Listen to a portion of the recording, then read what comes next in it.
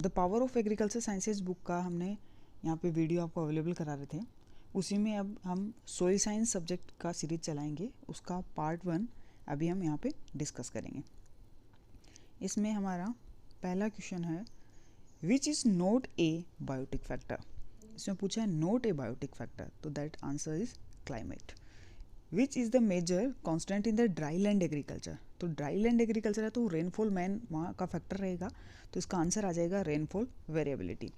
Hydraulic conductivity is directly related to, तो आपका जो हाइड्रोलिक कंडक्टिविटी है, हाइड्रोलिक कंडक्टिविटी क्या है, जैसे आपका ये सोइल है, सोइल के अंदर पार्टिकल्स हैं, ये आपका पोर्स हैं, इनमें से जो वाटर का मूवमेंट होगा, एक पोर से दूसरे पोर के अंदर वाटर के ट्रांसफर जो करेंगे थ्रू इन द सोइल, जो वाटर मूव हो रहा है सोइल के अंदर उसको, वो आपका हाइड्रोलिक कंडक्टिविटी पे डिपेंड करता है। वही आपकी रियल हाइड्रोलिक कंडक्टिविटी है कि पोर में से वाटर का मूवमेंट आगे आगे आगे कैसे हो रहा है। तो इसका मतलब आपका हाइड्रोलिक कंडक्टिविटी का सीधा सीधा इफेक्ट पड़ेगा आपके सोइल के टेक्सचर पे और स्ट्रक्चर पे, कि उसी से सोइल के पोर बनते हैं। तो सोइल टेक्सचर एंड स्ट्रक्चर के अफेक्टिंग फैक्टर होंगे। उसके बाद में नेक्स्ट है हमारा essential element for plant growth drone from the atmosphere. देखिए हमारे प्लांट के अंदर 95% पार्ट कार्बन, हाइड्रोजन और ऑक्सीजन का बना रहता है। 5% जो पार्ट है वो अदर एसेंशियल न्यूट्रिएंट, जो आपका NPK है, कैल्शियम, मैग्नीशियम, सल्फर है और अदर माइक्रो न्यूट्रिएंट से मिलकर बना रहता है। उसमें से आपका जो कार्बन और ऑक्सीजन है वो मोस्ट ऑफ द आपका एटमोसफियर से लिया जाएगा।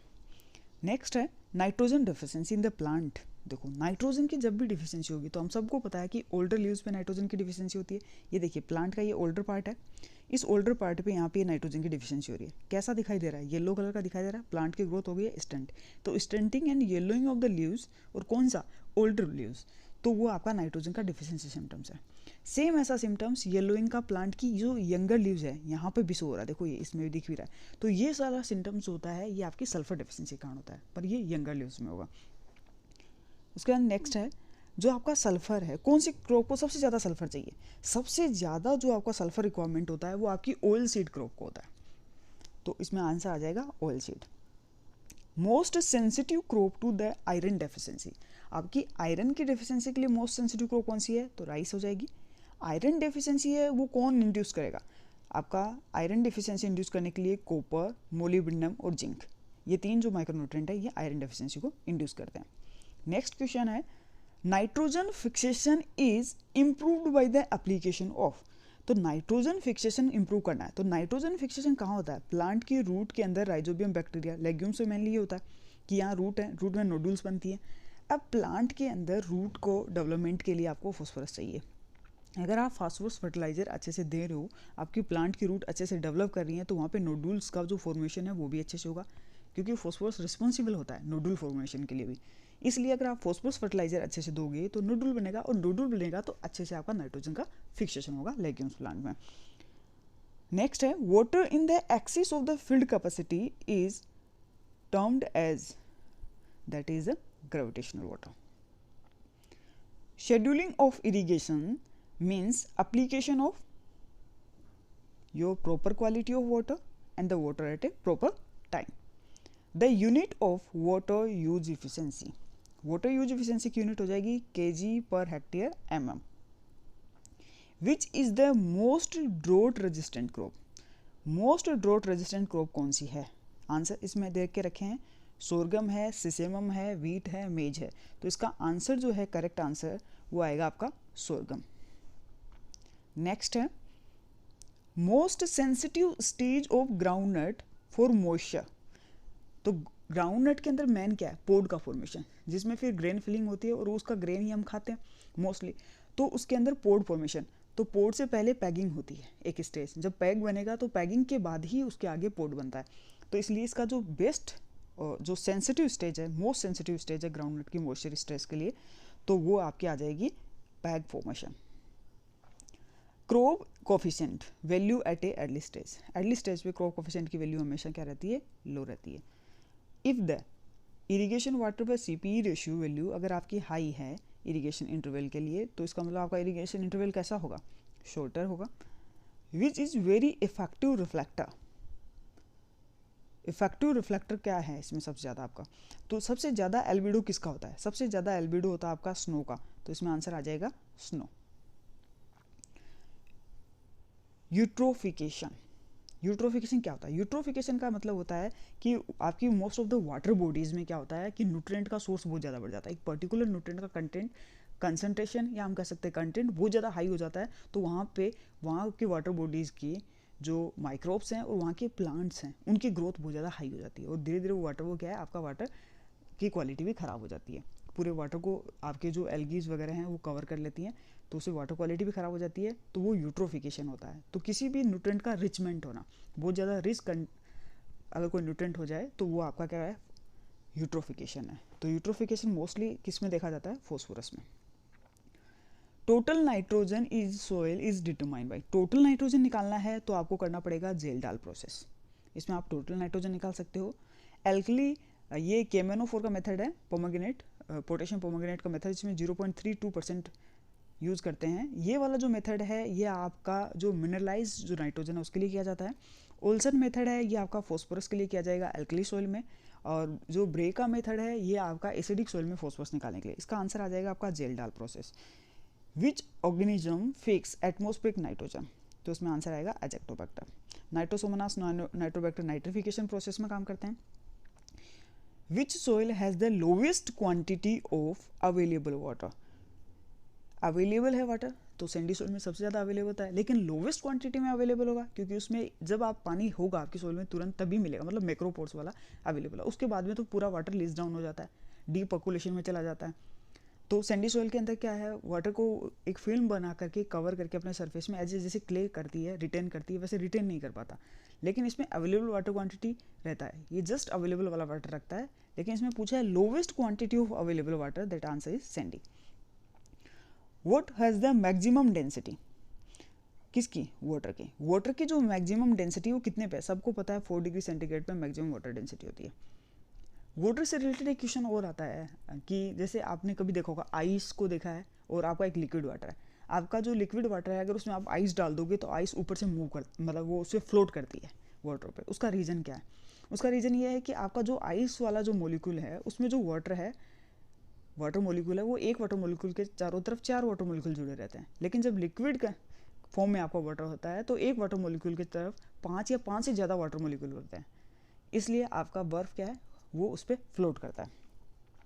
उसके बाद में नेक्स्ट क्वेश्चन है हमारा, which phenomena is not a nuclear phenomena, nuclear phenomena नहीं है तो वो है एक्सरे इमिशन। अल्फा पार्टिकल में अल्फा पार्टिकल आ रहे हैं, ये न्यूक्लियर है, बीटा भी न्यूक्लियर है, गामा भी न्यूक्लियर है। फिर है आईपीसीसी, आईपीसीसी कब आया, आईपीसीसी आ जाएगा 1988 में। ऑर्गेनोफॉस्फेट पेस्टिसाइड मेनली डिस्ट्रैप्ट, इसमें आंसर आ जाएगा आपका नर्व सिस्टम को सबसे ज़्यादा अफेक्ट करेंगे। एम फ्लोरा क्या है, एम फ्लोरा आपका ट्रांसजेनिक पोटैटो है। सुपरवीड आर प्रमोटेड बाई, जो आपके सुपरवीड्स हैं उनको किसके थ्रू प्रमोट किया जाता है, तो सुपरवीड को प्रमोट किया जाता है जेनेटिकली मॉडिफाइड क्रॉप्स के फॉर्म में।